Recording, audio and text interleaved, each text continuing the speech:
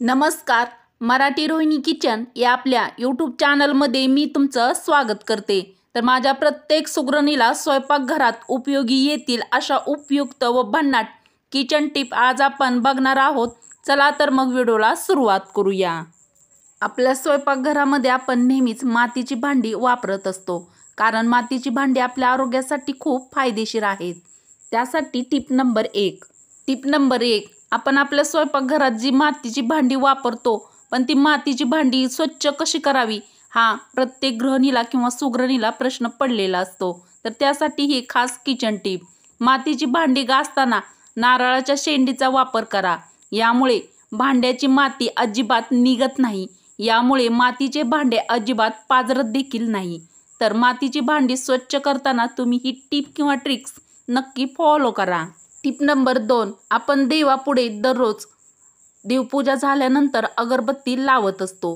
तर अगरबत्ती लावताना अगरबत्तीला थोडंसं पाणी लावून तिचा वापर करा. यामुळे अगरबत्तीचा छान वास येतो आणि अगरबत्ती जास्त वेळ पण यामुळे टिकते.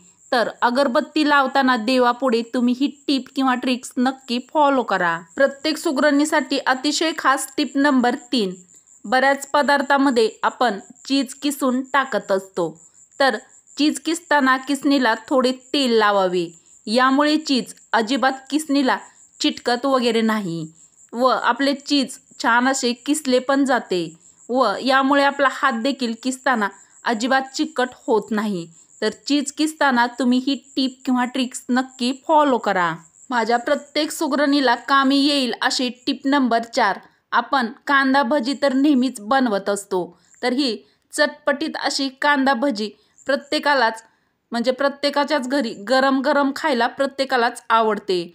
त्यामुळे शिळे भजे उरले असतील तर घरचे जर शिळे भजी खायला नको म्हणत असतील तर अशा वेळी या शिळ्या भजींचं काय करावं हा जर तुमच्यापुढे प्रश्न पडला असेल तर अशा वेळी काय करायचं.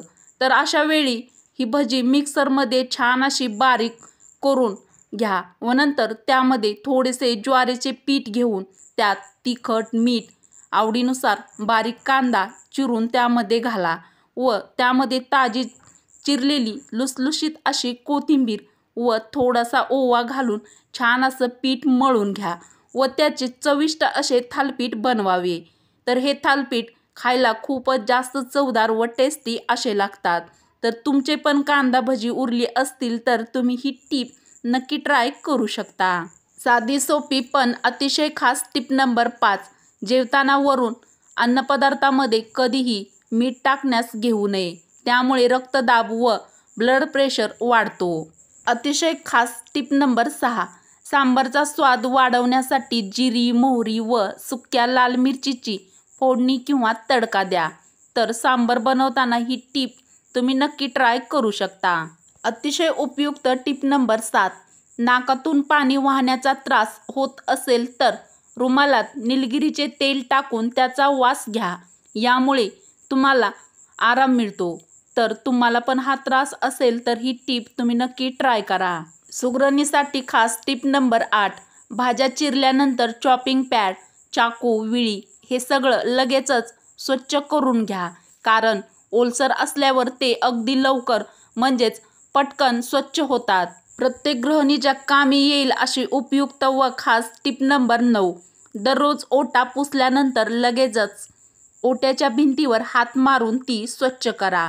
साधी सोपी पण अतिशय महत्त्वाची व उपयुक्त टिप नंबर 10. चहा बनवल्यानंतर चहाची गाळणी लगेचच स्वच्छ धुवून ठेवा. ओली असताना ती चटकन साफ होते. प्रत्येक सुगरणीच्या व गृहिणीच्या कामी येईल अशी उपयुक्त व खास टिप नंबर 11. नॉनव्हेजचे कोणतेही भांडी घासताना घासणीवर थोडे लिंबू पिळून घासा.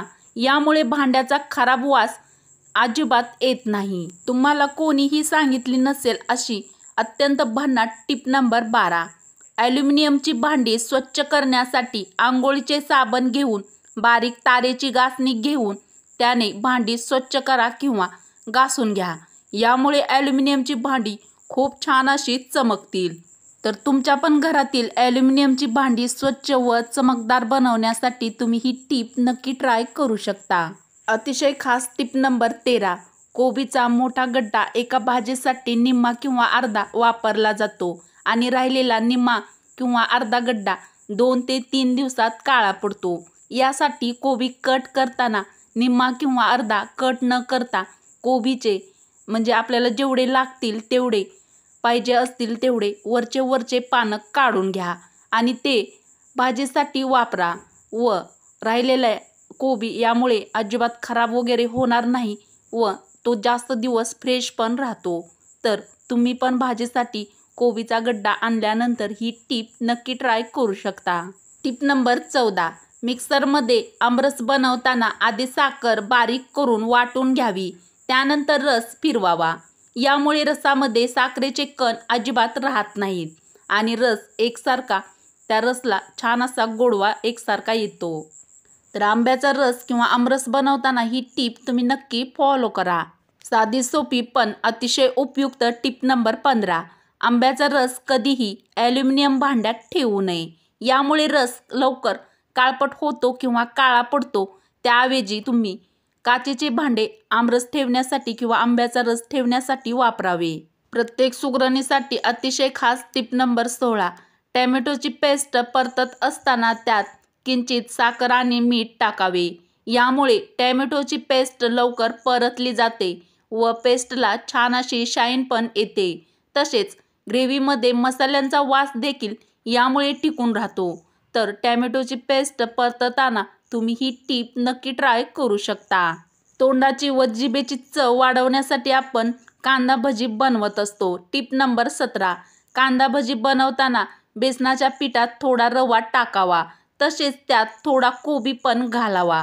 यामुळे भजी छान कुरकुरीत अशी होतात, पण कोबीमुळे जीवनसत्वेही आपल्या शरीराला मिळतात. तर कांदा भजी बनवताना ही टीप तुम्ही नक्की ट्राय करू शकता. प्रत्येक व्हेजिटेरियन लोकांसाठी खास टीप नंबर 18. शाकाहारी लोकांनी सर्व प्रकारच्या डाळी आणि कडधान्य खावे. यामधून भरपूर प्रमाणात प्रोटीन्स मिळतात, जसे की छोले, सोयाबीन, राजमा यामध्ये भरपूर प्रमाणात प्रथिने आहेत. तर तुम्ही पण नॉनव्हेज खात नसाल तर तुम्ही ही टीप व्हेजिटेरियन असाल तर नक्की ट्राय करा. टीप नंबर 18. उकडलेला बटाटा चिरताना सुरीला पाणी लावा, म्हणजे कापताना बटाटा सुरीला अजिबात चिटकत नाही. निरोगी आरोग्यासाठी अतिशय खास टीप नंबर 19. मनुका आतड्याच्या आरोग्यासाठी खूप फायदेशीर आहे. ते रक्त शुद्ध करतात. अत्यंत उपयुक्त व खास टीप नंबर 20. तळलेल्या अन्नाचे कमीत कमी सेवन करा. त्यामुळे तुमचे वजन नियंत्रणात राहील आणि ॲसिडिटी सारख्या समस्या होणार नाहीत. वरील टीप आवडल्यास मराठी रोहिणी किचन या आपल्या मराठमोळ्या चॅनलला सबस्क्राईब करा, लाईक करा व असेच नवनवीन व छान छान व्हिडिओ तुमच्या मित्र मैत्रिणीला शेअर करायला अजिबात विसरू नका. चला तर मग भेटू अशाच पुढच्या एखाद्या छानशा व्हिडिओमध्ये.